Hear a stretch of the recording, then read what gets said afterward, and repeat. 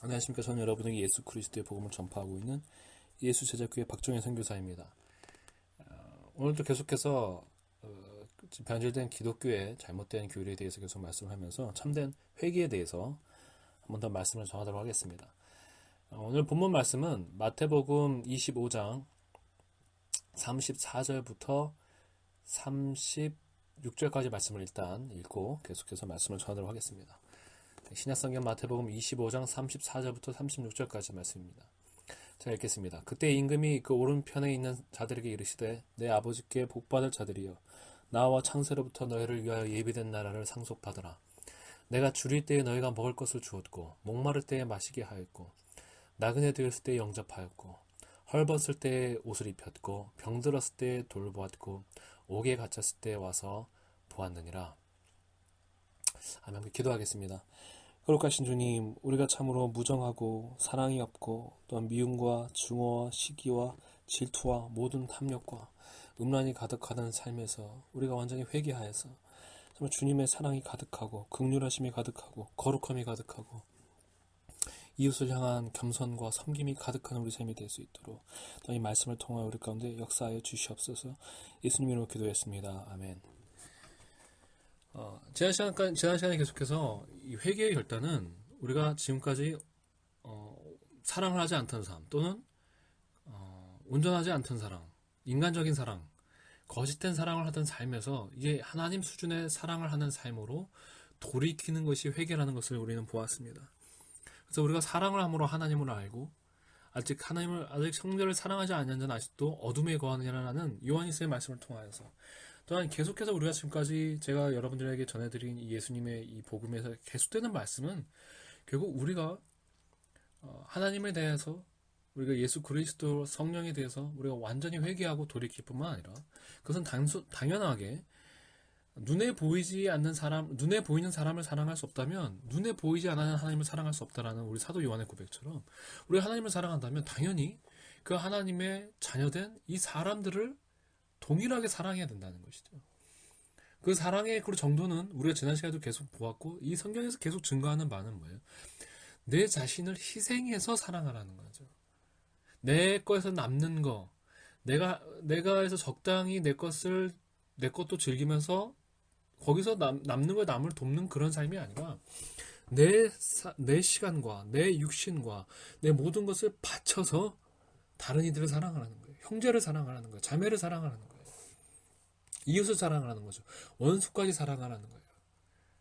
내 가족, 내 자신 사랑하는 거는 이방인도 하는 거예요. 성경에서 말하는 형제와 자매는 그게 아니라 예수 그리스도 안에서 함께 믿음을 가진 형제와 자매요. 그리고 또한 하나님 안에서 결국에는 모든 다른 인간들이죠. 심지어 원수일지라도 내 자신을 희생해서 내가 피해를 보더라도 심지어 내가 생명을 잃더라도 그들을 위하여 살라는 거예요. 왜? 우리 예수께서 우리를 위해 그렇게 사셨기 때문에. 이것이 복음의 선포예요. 얼마나 놀라운 말씀이에요. 얼마나 충격적인 말씀이에요. 세상 어떤 종교도 어떤 다른 도덕적 가르침도 이렇게 가르치지 않아요. 모든 불완전한 사랑을 가르쳐요. 불완전한 사랑이라는 건 뭐예요? 당신이 뭔가를 받고자 한다면 당신도 남에게 그렇게 해라. 우린 이걸 어렵게 말하면 호혜적 도덕이라고 그래요. 영어로 하면 뭐 reciprocity라고 말하죠.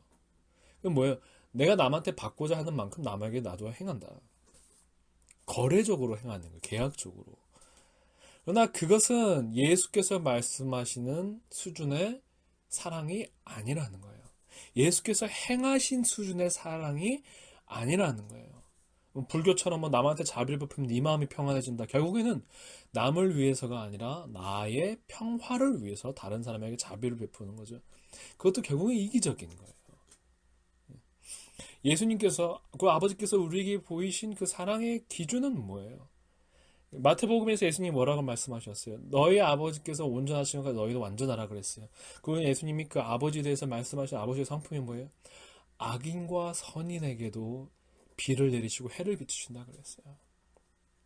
하나님을 믿지 않는 자들에게도 하나님이 그 선을 베푸신다는 거예요.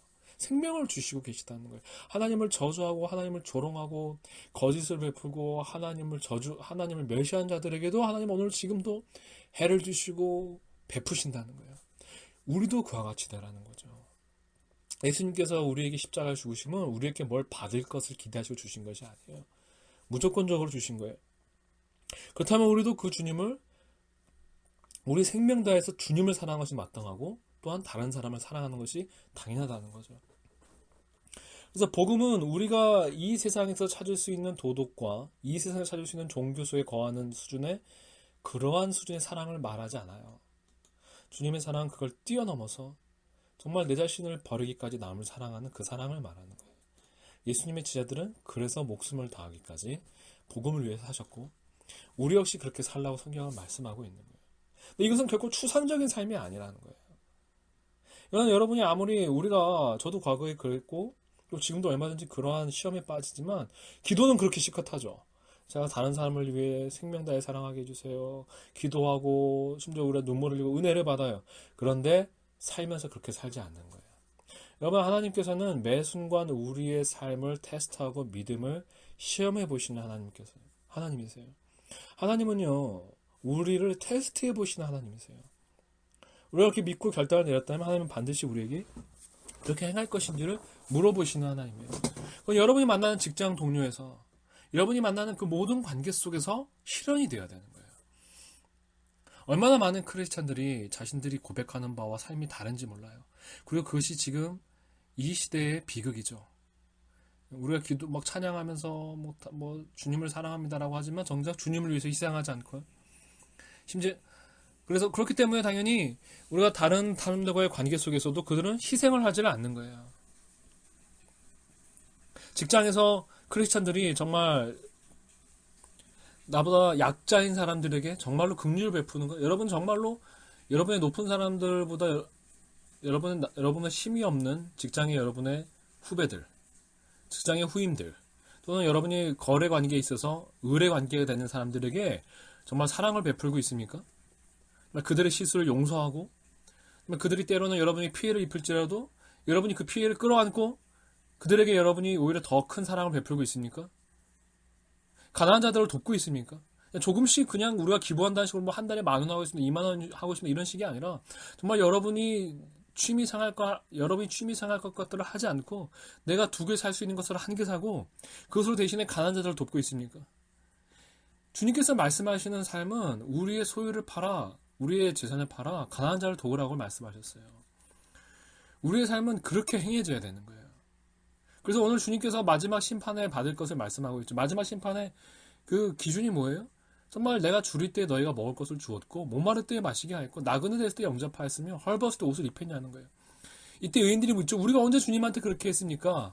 우리가 언제 주님이 나그네 됐은 것을 보고 우리가 영접했습니까? 라고 말했을 때 25장 40절에 이렇게 예수님이 비유를 통해서 말씀하고 있어요. 임금이 대답하여 이르시되 내가 진실로 너에게 이르노니 너희가 여기 내 형제 중에 지극히 작은 자 하나에게 한 것이 곧 내게 한 것이라고 말씀하셨어요.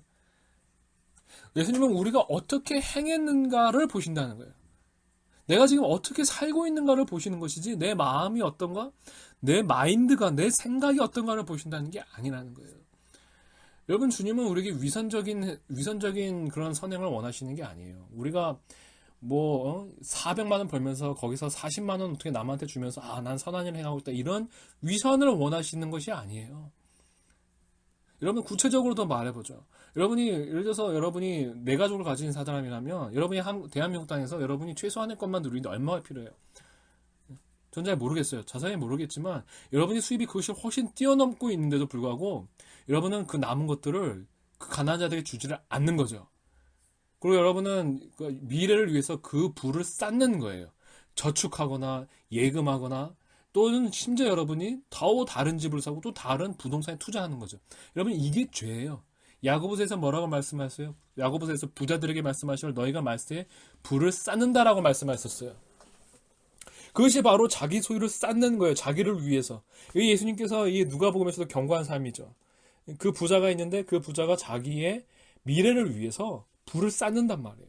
근데 주님이 뭐라고 경고하셔요? 내가 오늘 너를 취하라고 말씀하셨죠.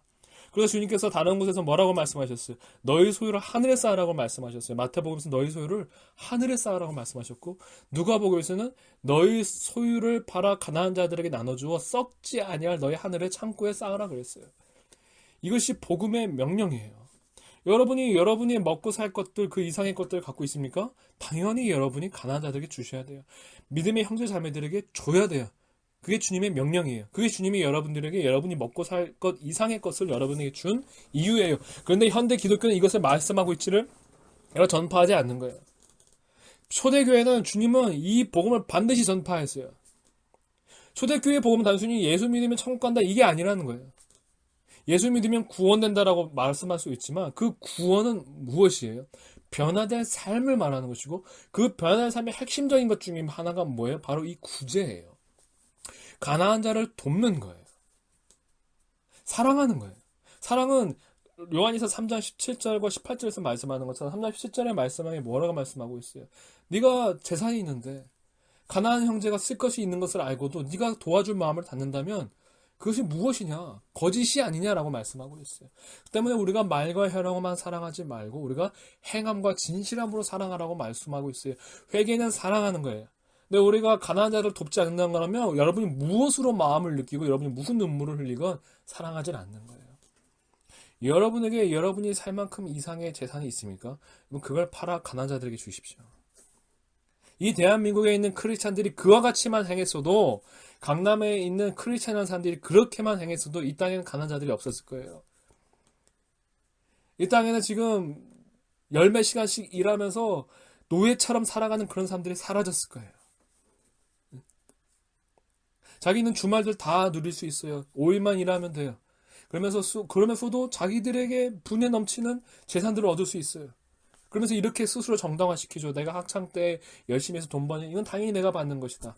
예, 맞아요. 그럴지도 몰라요. 그러나 여러분에게 그러한 지능적인 능력을 준 것도 주님이시고 주님이 그런 능력을 여러분에게 준 이유는 여러분의 그런 사치스러운 삶을 살고 여러분이 명품을 사고 외제차를 사고 여러분이 대형차를 사고 여러분이 남들보다 더 뛰어난 이 세상의 썩없이 세상의 문화와 취미생활을 누리라는 것이 아니라 지금 그 능력이 없어서 여러분이 보기에는 그 게을러 빠져서 능력이 없어서 하루에 열 몇 시간씩 일하면서 겨우겨우 먹고 살아가는 저들에게 주라는 거예요.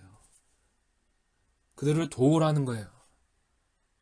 그래서 그들이 노예 같은 삶이 아니라 이집트의 노예 같은 삶이 아니라 자유인처럼 살 수 있도록 그들을 도우라는 거예요. 이것이 주님께서 여러분에게 그러한 부를 준 이유예요. 또한 여러분이 가난할지라도 우리는 내 가난에 머무르지 않냐고 사랑은 뭐예요? 내 형편을 넘어서서 다른 힘든 자를 돌보는 거예요. 우리 저번 주에 말씀 봤잖아요. 사도 바울이 뭐라고 그랬어요? 너의 각자의 일만을 돌보지 말고 다른 이들의 것을 돌보아라고 했어요. 이것이 그리스도의 마음이라고 그랬어요. 우리 자신을 기쁘기 위해서 살지 않는다 그랬어요. 예수님을 따르는 사람은 나를 부인하고 십자가를 지는 삶이라고 그랬어요. 우리는 다른 사람을 기쁘기 위해서, 다른 사람을 살리기 위해서 사는 빛과 소금이 되어야 돼요. 하나의 미랄이 되어야 돼요. 내가 죽어서 다른 생명을 얻게 하는 미랄의 삶을 살아야 된다는 것입니다. 반대로 이 지금 마태복음 25장의 말씀은 심판을 받는 자들도 그 받는 이유가 그들이 행하지 않았기 때문이에요. 예수님께서 42절과 43절에 그들의 죄에 대해서 뭐라고 말씀하셨어요? 내가 줄일 때에 너희가 먹을 것을 주지 아니하였고 목마를 때에 마시게 하지 아니하였고 나그네 되었을 때에 영접하지 아니하였고 헐벗을 때에 옷 입히지 아니하였고 병들었을 때와 옥에 갇혔을 때에 돌보지 아니하였느니라 하시니 그들도 대답하여 이르되 주여 우리가 어느 때에 주께서 줄이신 것이나 목마르신 것이나 나그네 되신 것이나 헐벗으신 것이나 병드신 것이나 옥에 갇히시는 보고 공양하지 아니하나이까 하더니 예수님이 뭐라고 말씀하셨어요? 내가 진실로 너에게 이르노니 이 지극히 작은 자 하나에게 하지 아니한 것이 곧 내게 하지 아니한 것이라 하시니라 라고 말씀하셨어요. 여러분 주님은 여러분의 삶의 도처에 여러분의 도움이 필요한 사람들을 놔두셨어요. 그러나 우리는 그들을 돕지 않는 거죠. 때로는 우리가 그들을 오히려 핍박하고 우리가 오히려 그들을 박해를 해요. 예수님한테는 내 죄를 매년 용서해줘서 기도하면서 누가 여러분에게 사업적이 조금 손해만 입힌다면 택배기사가 여러분에게 손해만 입혀도 여러분은 그 택배기사한테 어떻게 하세요? 여러분은 어떤 여러분의 사원이 여러분의 좀 회사에서 실수만 해도 여러분은 어떻게 하십니까? 주님한테는 여러분의 그 지옥 갈 죄를 용서해달라고 간구하면서 누군가가 여러분에게 사업적인 회사에서의 실수를 입히고 여러분이 피해를 입히면 지금 크리스찬들만큼 그토록 철저하게 거기에 대해서 자기의 피해를 보상받으려고 한 자들이 없어요. 예. 그 얼마나 무서운 건지 몰라요. 조그만 자동차 사고가 나도 상대방이 실수를 했다고 용서해달라고 말해도 그에게 그 모든 것을 피해를 다 끝까지 뜯어내려고 하죠. 여러분, 이게 얼마나 무섭고 이중적인 태도예요. 여러분의 죄에 대해서는 주님 앞에 간구하면서 예수님의 피로 용서해달라고 하면서, 남이 여러분의 피해가 입힌 거, 남이 여러분에게 실수를 가한 거, 남이 여러분에게 손해를 입히게 한 것에는 반드시 그것을 받아내려고 하는 거. 여러분, 그렇다면 우리도 주님께로부터 우리의 죄 용서를 받을 수 없어요. 그게 주님께서 말씀하신 거예요. 그 예수님께서 용서받지 못하는 종의 비유를 말씀하셨죠. 누군가 그에게 약간의, 그가 그 어떤 임금인가의 주인에게 엄청난 많은 빚을 지잖아요. 근데 임금이 그를 불쌍히 가서 그를 탕감해줬어요. 그랬더니 그가 자기에게 조금 풀려나서는 자기에게 조금 빚을 지는 사람한테 쫓아가서 그걸 갚아라고, 안 갚으면 가둬버리겠다고 그러죠. 이것을 들은 임금이 화가 나서 그 사람을 다시 옥에 가둬버리잖아요. 여러분, 크리스찬들이 현대에 있는, 지금 우리나라에 뭐 얼마인지 모르겠어요. 뭐 몇백만 명이 크리스찬이라고 하는데, 그들이 정말로 자신들에게 피해를 줄 수 있는 사람들, 능력 없는 사람들, 자신들에게 도움이 안 되는 사람들에게 자비를 베푸고 오히려 그들을 돕고 그들에게 긍휼을 베풀었다면 이 대한민국이라는 나라가 얼마나 바뀌었을까요? 우리가 지금 저 썩어 없어져가는 저 엄청나게 세상적으로도 부패한 정치인들 중에 소위 기독교인이라는 사람들이 얼마나 많습니까? 그들이 정말 가난한 자들을 위해서 일했다면, 그들이 정말 약자들을 위해서 일했다면, 그들이 정말 고아와 과부처럼 힘이 없고 정말 재능도 없는 정말 그러한 자들을 위해서 그들이 불쌍히고 살았다면 이 나라가 얼마나 바뀌었겠습니까? 그렇기 때문에 여러분, 우리는 회개해야 돼요. 여러분은 회개해야 돼요. 우리는 주님 앞에서는 그렇게 긍휼을 얻어달라고 구하면서 우리는 남들에겐 긍휼을 베풀지 않는다는 거죠. 남들에겐 화를 내요. 남들에겐 반드시 손해를 보상을 받으려고 해요. 남들에겐 반드시 피해를 보상을 요구해요. 그 상대방이 힘이 없는 자임에도 불구하고, 그 상대방이 가난한 자이고, 그 상대방이 약자임에도 불구하고 그가 여러분에게 조그만 손해를 입히면 여러분 눈에 불을 켜고 그것을 철저히 냉정하게 냉철하게 받아내려고 하죠. 여러분, 우리는 그렇게 산다면 우리는 주님의 나라에 결코 들어갈 수 없어요. 우리에게 기다리는 것은 긍휼 없는 자에게 기다리는 심판만이 기다릴 거예요. 우리는 주님에게 그보다 훨씬 더 큰 피해를 입혔고, 우리는 때로는 다른 이들에게 살면서 더욱더 우리 역시 의식적으로 또는 무의식적으로 피해와 상처를 주고 산 그 모든 죄에 대해서 주님 반드시 다 갑절로 물으실 거예요. 그러나 우리들이 회개하고 우리가 정말 긍휼을 베풀고 자비를 베풀고 용서하고, 내가 손해를 참고 내가 피해를 참고 내가 그 힘없는 자가 나에게 가한 그 실수와 그 피해를 내가 용서해주고 내가 그 빚을 그냥 탕감해주고 내가 그들을 용서해준다면 주님은 우리를 주님의 영원한 나라에 받아들이실 거예요. 빚을 탕감해주세요. 힘없는 자의 빚을 탕감해주세요. 뭐 악한 자, 돈 많고 악한 자의 빚을 말하는 게 아니라, 그래서 그래서 심지어 구약시대에도 하나님께서는 희년을 두었잖아요. 빚을 다 탕감해주는 그 희년을 두었잖아요. 심지어 우리는 우리를 위해서 죽으신 예수님을 믿는다면 여러분들이 좀 빚진 자가 있습니까? 근데 그가 힘이 없는 자입니까? 탕감해 주세요. 그냥 주세요. 거저 주세요. 오른뺨을 맞으면 왼뺨을 내주고, 겉옷을 달라면 속옷을 내어주고 거저 주세요. 이러함으로써 우리가 하나님의 자녀로 살아가는 것이고 그의 나라에 들어가는 거예요. 여러분들이 아무리 주 예수를 영접해서 지금 죄 용서함을 받았다 하더라도 여러분이 그 주님의 죄의 용서함을 받았음에도 비해 엄청난 빚의 탕감을 받았음에도 불구하고 여러분들이 여러분에게 빚진 자들의 빚을 탕감해 주지 아니하고 그들의 실수를 눈 감아 주지 아니하고 그들을 용서해 주지 않는다면 우리가 받을 죄값은 훨씬 더 큰 것이에요. 사랑하는 여러분, 우리는 강한 자들을 도와야 돼요. 용서해야 돼요. 입으로만 용서합니다가 아니라 실질적으로 때로는 내가 피해를 보고 끝내야 돼요. 내가 손해를 보고 끝내야 돼요. 물론 상대방이 죄를 짓고 그래서 다른 자들을 가한다면 우리는 내가 용서하지 못해서가 아니라, 내가 감당하지 못해서가 아니라 그 사람이 더 이상 일으킨 해악을 막기 위해서 그 사람을 때로는 그 사람에게 때로는 가서 훈계하고 충고하고, 그것도 안 되면 우리는 어떤 법정에 맡길 수도 있겠죠. 그러나 그것은 극단적인 상황이에요. 대부분의 여러분의 일상 속에서 벌어지는 여러분을 향한 모든 해악들 용서하세요. 그것이 주님께서 여러분에게 말씀하신 거예요. 그리고 심지어 어떤 상황에서 우리는 용서해야 돼요. 용서해야 돼요. 아까 말한 극단적인 경우는 내가 용서한 것과 상관없이 그 사람이 계속 일으키는 죄를 막아내기 위해서 그 사람을 어떤 공권력에다 맡기는 거죠. 그건 내가 용서했음에도 불구하고 하는 거예요. 이런 상황이 아니라면 여러분은 먼저 용서의 표본을 보이세요. 심적으로는 다 용서를 해야 돼요. 심지어. 그리고 실질적으로도 빚을 탕감해주고 손해를 오히려 내가 끼안고 내가 피해를 보는 삶을 사세요. 그것이 십자가를 지는 삶이에요. 여러분이 그렇게 살 때 여러분의 여러분의 직원들이, 여러분의 회사에 있는 여러분의 후배들이, 때로는 여러분이 사장이면 여러분의 직원들이 여러분을 보면서 예수님이 살아계신 걸 그때 알 거예요. 그때 여러분이 말하는 그 복음이 진짜라는 걸 그때야 알 거예요.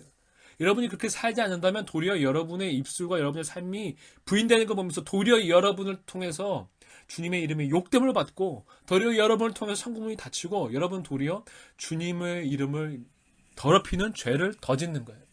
그러나 우리가 예수님처럼 살아갈 때, 우리가 그 십자가의 용서의 삶, 이 사랑의 삶, 헌신의 삶, 희생의 삶, 겸손한 삶, 이 섬김의 삶, 정말 가난한 자를 긍휼히 여기는 삶을 살아갈 때에, 그때 하나님께서 우리를 통해서 영광을 받으시는 것이고 우리 세상의 빛과 소금이 되는 줄로 믿습니다. 사랑하는 여러분, 이제 우리는 회개해야 할 때입니다.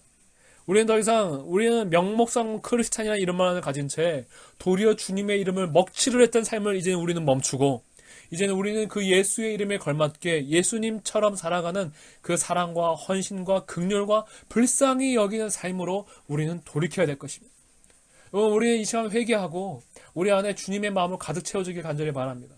불쌍히 여기는 마음, 긍휼히 여기는 마음, 가난한 자를 돕는 그 마음으로 우리 마음이 가득 채워지길 바랍니다. 그래서 여러분에게 남는 그 모든 것들을, 여러분이 먹고 사고 남는 것들, 미래를 위해 저축하지 말고, 그건 이 땅에 썩어 없어질 이 땅에 저축하지 말고 주님이 명령하신 대로 그것들을 가난한 자에게 주어서 저 썩어 없어지지 아니할 하늘나라에 여러분의 보물 창고에 여러분의 재물을 쌓아두길 바랍니다. 그것이 오히려 여러분에게 이제 영생으로서, 또한 주님의 다시 오실 때 영생과 주님부터 상급을 여러분에게 줄 것입니다. 그러나 여러분이 주님께서 여러분에게 주신 그 남는 재물들을 이 땅에 투자한다면 여러분은 썩어질 것들부터 썩어 없을 것을 거두어 이 썩어 없어질 것들과 함께 멸망당할 운명에 처하게 될 것입니다. 이것이 성경이 우리에게 해주는 말씀이요 그 경고인 것입니다. 지금 현대 기독교는 이러한 회개를, 즉 사람들을 향한 온전한 이 구제와 사랑의 삶을 가르치지를 않고 있습니다. 왜요? 부자들이 불편하기 때문이죠. 부자들이 불편해하면은 어떤 일이 벌어져요? 교회에 부자들이 오질 않죠. 교회에 부자들이 오지 않으면 무슨 일이 벌어져요? 목사의 밥줄이 끊어지죠. 그래서 목사는 그걸 두려워해서 부자들을 기쁘게 해줄 말들로 고치고 있지만, 성경은 어디에도 부자를 편하게 해주고 있는 말을 하지를 않습니다. 그들은 더 받은 자에게, 성경은 더 받은 자들에게 더 많은 책임을 말씀하고 있습니다. 그것은 영적으로나 육적으로나 마찬가지인 것입니다. 여러분이 육적으로, 세상적으로 더 많은 것을 받은 자들입니까? 그럼 더 많이 주십시오. 더 많이 베푸십시오. 그것이 여러분의 마지막 심판 때를 가를 여러분의 구원의 유일한 보장이 될 것입니다. 우린 주 예수를 믿어 죄사함을 받고 거듭남을 입어 주님께서 원하시는 구제와 긍휼의 열매를 맺을 때에 구원의 확신이 있는 것입니다. 함께 기도하겠습니다. 사랑하는 주님, 감사합니다. 우리의 삶이 참으로 나눠주는 삶이 되게 해주시고, 용서하는 삶이 되게 해주시고, 피해를 받아들이는 삶이 되게 해주시고, 도리어 손해보는 삶이요 도리어 섬겨주는 우리 삶이 되어서 예수 그리스도의 마지막 심판 때에 주님께서 우리의 그 하나님의 나라에 인도하시기에 합당한 우리 삶이 될 수 있도록 붙들어 주시옵소서. 이 모든 말씀 우리 주 예수 그리스도로 간절히 기도했습니다. 아멘. 저는 지금 원주에서 일을 하면서 예수 그리스도의 복음을 전파하고 있습니다. 최근에는 우리 소위 말하는 배송 일이라 그러죠. 택배와는 조금 다른데 어쨌든 트럭으로 배송하는 일을 하면서 이렇게 말씀을 계속 전하고 있습니다. 함께 예수 그리스도의 복음을 배우고 또 예수 그리스도와 함께 하나 된 온전한 교회를 이루시길 원하시는 분들은 어디서든 연락을 주십시오. 제가 가서 함께 말씀을 나누고 함께 하도록 하겠습니다. 감사합니다.